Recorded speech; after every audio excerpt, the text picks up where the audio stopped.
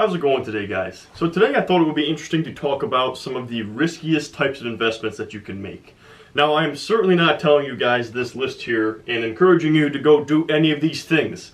I have done none of these things here, and I likely don't plan on doing any of them either, just because I'm not a high-risk investor. Now, if you are a high-risk investor and you're looking to, do what some may call gambling rather than investing, hey, you know what, have at it. But I just thought maybe for a curiosity piece, it might be kind of cool to go over some of the riskiest things you can invest in, the ways that you can invest. So number one, and just to mention too, guys, this is in no particular order. So I'm not saying that number one is the riskiest and number 9 has the least amount of risk. These are in no particular order here. But number one way that people invest that has a high amount of risk is short selling stocks. So basically what you're doing when you're short selling, the investor is then betting against the stock. So they're looking for the price of the stock to go from a higher place to a lower place. So they don't believe in that company and they expect the value of the stock to fall. So essentially what those short sellers do is they're going to borrow shares on interest from their broker, and then eventually they're going to cover that position, and in the meantime they do pay interest on that. So essentially they're looking to buy at a high price, or basically borrow those shares at a high price, and when that stock comes down in value they're going to cover that position, and whatever that price difference is, that's going to be their profit. So basically the problem is, if they're wrong, and let's say you're short selling a stock and you buy shares at $20, $30 a share or something like that, then all of a sudden the stock goes up $40, $50 a share, it went against you and you can lose a significant amount of money. But not only can you lose your entire investment when you're short selling, losses are potentially infinite. So let's say the stock tripled, you would basically lose all of your money. Then there would be a margin call where you have to deposit money into your trading account to pay your broker because you made a bad investment and you actually lost significantly more than you had originally invested. So obviously for those reasons, short selling is not a good strategy for a brand new investor, and it's a way a lot of people lose money because it does employ leverage as well as margin. Well, actually it doesn't necessarily employ leverage, but it does employ margin because you're basically borrowing those shares on interest, and because there's no cover on those losses, they're potentially infinite. If you don't know what you're doing and you don't have protective stops in place, you could lose a lot of money, even more than you had invested. Number 2 is options. Now, I do actually have a couple friends who trade options, and my one friend is doing extremely well with this. So I'm not saying it's a bad investment. If you know what you're doing and you're a very advanced trader and you know what you're doing, they can be a good investment. So I'm not saying these are bad investments, I'm just saying they're risky. So basically options are a derivative security because the price of an option is intrinsically linked to the price of something else. So basically options are contracts that grant the right but not the obligation to buy an underlying asset at a set price or before a certain date. Now the problem with options is that the prices of market options can change quickly and they can also be unpredictable, so they don't always just change relative to the stock price. And with options, large sums of money can be won or lost in a very short time frame. So these are something that, again, a beginner investor, you really should avoid options unless you really know what it is that you're doing. Personally, I have no experience with options. I do have my friend of mine who has come on the channel and done a couple videos for us about options. So if you guys are curious about them, make sure you check out those videos that he did for us. But personally, I have no experience with options, so I can't really explain it all that well. But they are a way that a lot of people lose a significant amount of money, but people also make a lot of money because, as you guys can understand, the more risk there is involved, the more potential reward there is. Number 3 is exploratory drilling. So this is basically when people invest in exploratory wells for people looking for some kind of fossil fuel. So essentially you have people who believe that they're going to find oil or they're going to find natural gas in a particular location, and you're basically investing money in that project hoping they're going to be right and turn up a fossil fuel. So basically the exploratory wells are dug to find new reservoirs, and a well that returns fossil fuels can mean big money for the investor as well as the person who did the drilling. But if they come up dry, this could result in 100% loss of your investment, depending on what kind of investment it is. So this is a very high risk and high reward investment. This also works too with exploratory mining. So maybe you're investing in a company that's mining for gold or diamonds or silver, something like that. And you're investing in some kind of exploratory venture. There's a very high risk that those people are wrong, or that the tests they did were maybe they did some kind of mapping of the area and they speculate they're going to find it there and they're incorrect about that. So that's a very high risk investment right there. Number 4 is futures, and futures are quite similar to options. So a futures contract is a legal agreement to buy or sell a particular commodity at a predetermined price and a specified time in the future. So while options is basically the option but not the obligation to buy, futures is a contractual agreement to buy. So that's the difference between those two right there. Now, similar to options, this is a speculative investment. And futures trading, one of the biggest dangers or risks associated with this investing is that futures trading offers leverage up to 95% in some cases. So while in most cases you'll see leverage at 50-50 at most, so if you open a margin account, usually your broker will match you dollar for dollar for what you deposit, and you can use that as leverage. But with a futures trading, as far as your margin goes, in some cases you can get 95% margin. So that means that if you deposited $50,000 on a 95% margin account, you could have $950,000 on margin loaned to you from your stockbroker. So basically, with greater leverage, that magnifies the effect of any price change. So just for example, a 5% loss on your portfolio of $1 million would be 100% loss of your original investment. So that just goes to show how leverage magnifies the effect of losses as well as wins. But we're looking at the risk side of things, so that's why I pointed that out. Now, many financial advisors view options and futures as gambling instruments, not so much investments. So that's just one opinion right there. Number 5 is penny stocks or day trading, and I kind of tie those in together because many people day trade the penny stocks. This is something I've covered multiple times on this channel here as well, talking about penny stocks.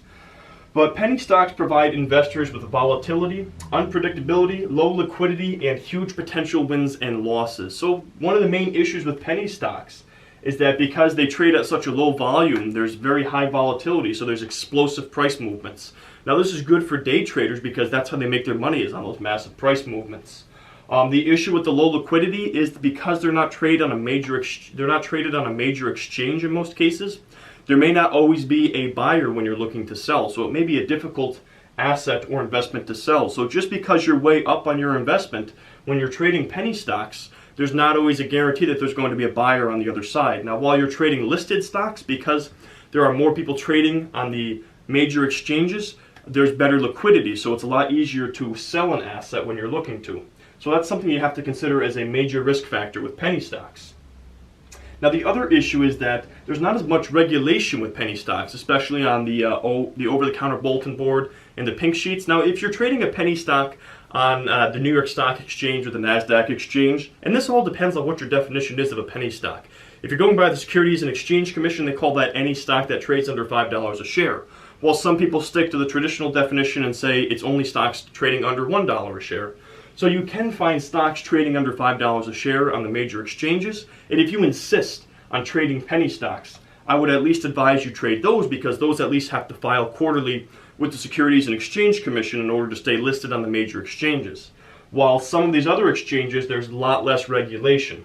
So because of that, there's a lot of bogus information out there, and the other problem is due to the fact that these stocks trade at a lower volume, these stock prices can be heavily manipulated. One of the most common ways is that pump and dump scheme we've talked about before, where basically an investor will buy a large position in a penny stock and drive the price higher, and maybe they have a blog or something where they have a wide audience and they start talking about how that's the next hot penny stock. When the stock is way up in value, they sell their position and they get out of it, they made their money, and then the stock price inevitably falls after that.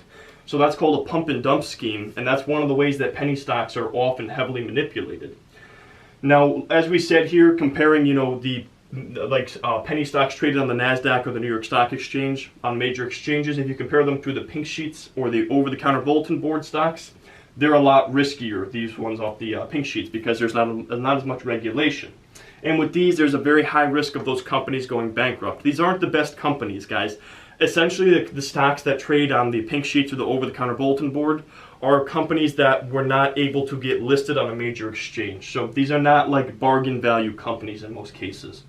But basically the appeal to this is that day traders trade these explosive price movements that are associated with this volatility and low liquidity. So that means that the actual price movements are a lot more drastic.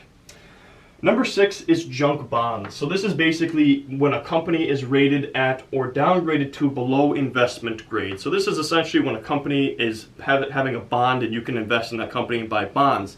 However, this company is a very poor company, or basically for whatever reason they've been downgraded and people believe that this is a poor investment or it's below investment grade. So because this is a higher risk investment, they pay a higher interest rate. So there's a greater chance of these companies defaulting on their obligations. And in many cases, people who are looking at bonds and see these high interest rates, this may be fool's gold because they're actually bad companies, because they are not good investments based on the actual company themselves. So I wouldn't say this is the riskiest investment, but it is a risky investment and something to consider if you are somebody who invests in bonds. Number 7. Boy, do I love number 7. I couldn't believe this. This is the first time I've come across this. And as I'm reading this, I was like, you gotta be kidding me. People actually do this? Number 7 is a leveraged ETF. So this is basically an exchange-traded fund or exchange-traded funds that employ leverage. So basically the funds are linked to an underlying index or benchmark. And one example of this would be an inverse ETF linked to the S&P 500 index with a factor of 2. So basically whatever the S&P 500 index does, this ETF will do the opposite. So if the S&P 500 index goes up 5%, this will go down 5% because it's inverse. But the issue here is, or maybe it's not an issue, but the risk here is the factor of 2. So basically, this ETF will drop twice as fast as the index rises. So because it's employing leverage, it basically magnifies the actual price movement of the underlying index or benchmark. So for an example here, an inverse ETF linked to the S&P 500 index with a factor of 2 will drop twice as fast as the index rises. So if the index rises 10%, you're down 20%. Now what's crazy is that some leveraged ETFs have a multiple as high as 5. So basically 5 times more, basically a multiple of 5 as far as that price movement goes. So if you saw a 10% loss, that would now be a 50% loss because there's a multiple of 5 involved because you're employing leverage. This is just crazy to me that some people invest, but hey, you're doing that kind of thing, but if you're looking for that kind of risk, there it is. A leveraged ETF is probably one of the riskiest things you could do with your money, in my opinion. Number 8 is investing in emerging markets. So this is companies that form in underdeveloped regions of the world because they can have explosive growth. But there's other unique risks associated with this type of investment, and some of those are military risk as well as political risk, currency and exchange risk. So this is a different kind of risk than your normal investing. There's also the possibility and the probability of having to pay foreign taxes as well as tariffs, and it can be very difficult to find reliable information because these are often companies that are halfway across the globe in underdeveloped areas. So finding good information may be very difficult. So if you're somebody looking to invest in emerging markets, make sure you consider all those unique risks as well as the possible taxes and tariffs associated with them. And number 9, this is something I've talked about frequently before, that is initial public offerings. This isn't the riskiest investment, but I think this is where a lot of beginners get a sour taste in their mouth for investing. And I think a lot of people are having that problem right now with Snapchat because that basically right now a lot of people are down on that if they invested in the IPO. But IPOs often overpromise and underdeliver, and there's a lot of issues with IPOs. I did a whole video about it. If you guys are interested, I'll probably link that up at the end. I've also done videos on penny stocks as well and short selling stocks if you guys want to check those out and find out more about them. But basically, companies going public have very limited information, and that's largely based on the fact that there's no history associated with that company. When a company is private, they don't have to disclose very much information. But when they go public, they disclose a lot more information. And because there's no technical data on that stock, because it's just now going public, there's nothing to go off of. So because there's not a lot of good information on stocks that are just now going public, they can be a very risky investment. Another thing to consider is that lockup period. So that's when insider investors who have positions have a lockup period where they're not allowed to sell shares for a certain period of time. When that lockup period expires, that can be an immense amount of bearish pressure on a stock. So if you are investing in an IPO, make sure you understand whether or not there's a lockup period for shares for insider investors. And you also have to watch out for the fact that many investors are not looking to invest in an IPO, they're just looking to flip it. So they're looking to buy shares, and once that initial excitement kind of tapers off and the stock is way up, they're going to unload their positions for a small price movement that, based on if they have a lot of shares, maybe they made a good amount of money off that. But I mean, if they saw a 10-15% price movement, maybe they're happy with that. but a lot of people flip the excitement of an IPO, and that can also be bad news for investors short term or maybe even long term if the stock never recovers. Because most times what happens with an IPO, you get that initial excitement, the stock price goes up in value, then it comes falling back down to earth after you have people flipping the IPO. And eventually, if you do have people selling it after that lockup period expires, that can be bad for that stock as well. But anyways, guys, that's pretty much all I got for this video. I'm probably going to be doing a video as well on the safest investments just because it's kind of cool to get both sides of the picture here. So if you guys enjoyed this video, please drop a like and feel free to share any feedback below. Let me know what you guys think of these investments in the comment section below. And if you're new to this channel, please consider subscribing to be notified of any future uploads. And as always, I thank you guys for watching this video.